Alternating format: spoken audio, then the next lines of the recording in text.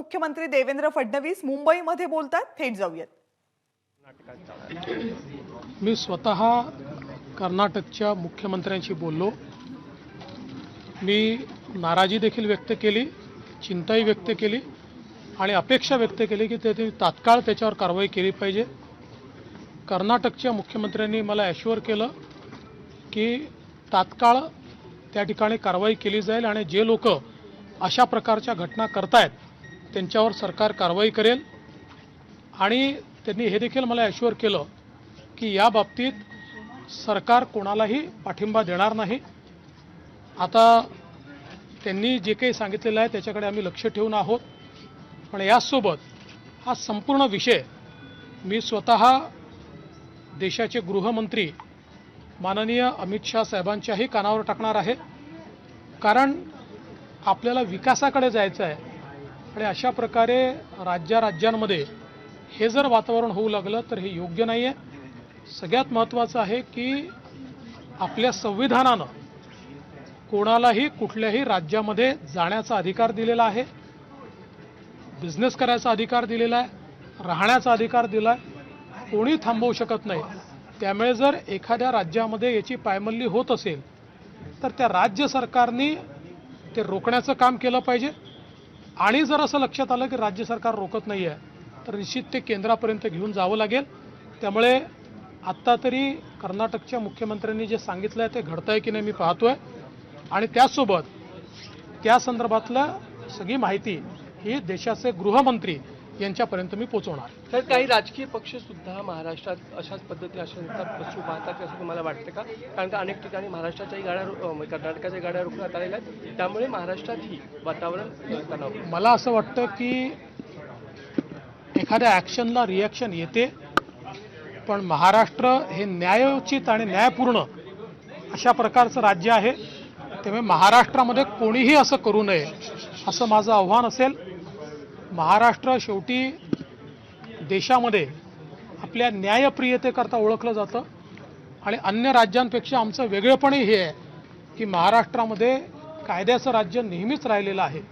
त्यामुळे महाराष्ट्रात अशा प्रकारच्या घटना कोणी करू नये आणि कोणी करत असेल तर त्याला पोलीस रोखतील हे देखील मी या निमित्ताने सांगू इच्छितो।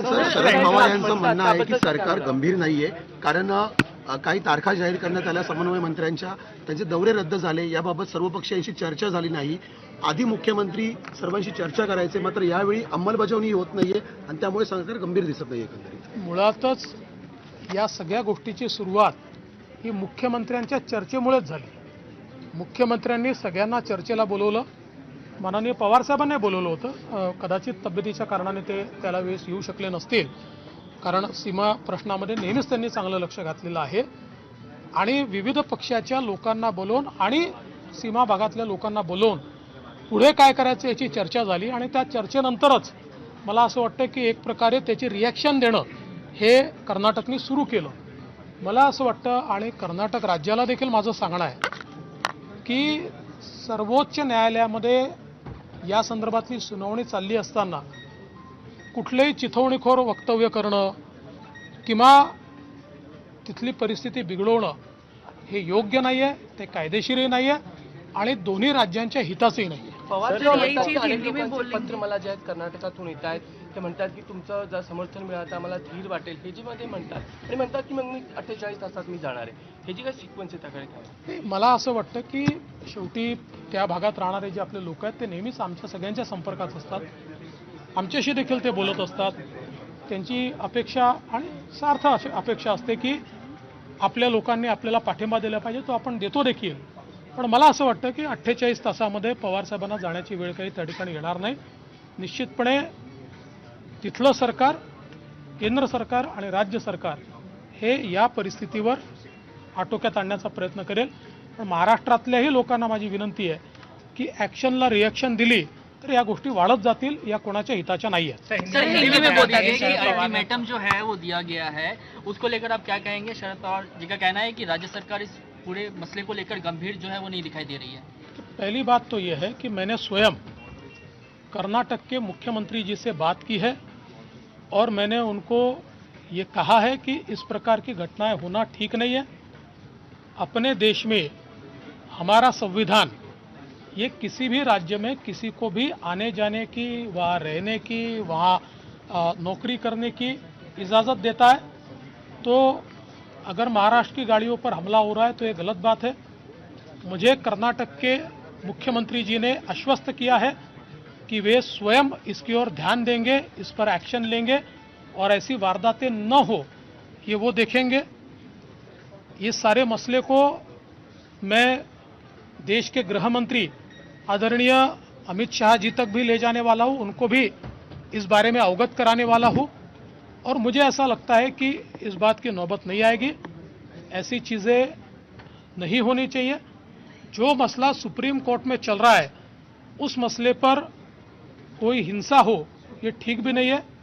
महाराष्ट्र में भी मैंने लोगों को ये कहा है कि एक्शन पर रिएक्शन देना ये ठीक नहीं है।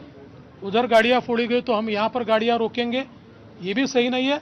और इसलिए महाराष्ट्र तो कानून व्यवस्था के लिए जाना जाता है, महाराष्ट्र गुंडागर्दी के लिए नहीं जाना जाता। तो महाराष्ट्र कानून व्यवस्था रखेगा, लेकिन उसके साथ साथ कर्नाटक की जिम्मेदारी है, वहाँ के शासन की भी जिम्मेदारी है कि कोई भी गलत व्यवहार महाराष्ट्र के लोगों के साथ न हो।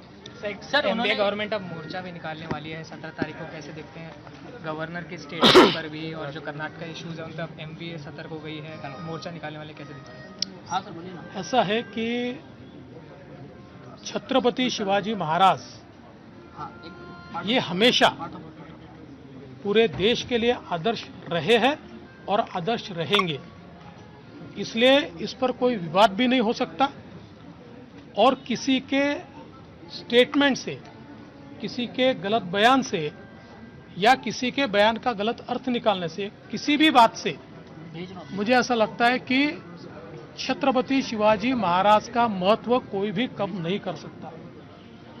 जहां तक इस मोर्चे का सवाल है तो छत्रपति शिवाजी महाराज का बहाना बनाकर ये मोर्चा निकाला जा रहा है। इनकी नाराजगी राज्यपाल जी के ऊपर दूसरी है, वो क्या है ये सभी को पता है, इसलिए वो टारगेट करने का प्रयत्न कर रहे हैं। और मैं ऐसा मानता हूं कि स्वयं राज्यपाल जी ने भी बार बार ये कहा है कि मेरे लिए छत्रपति शिवाजी महाराज ये बहुत बड़े आदर्श है।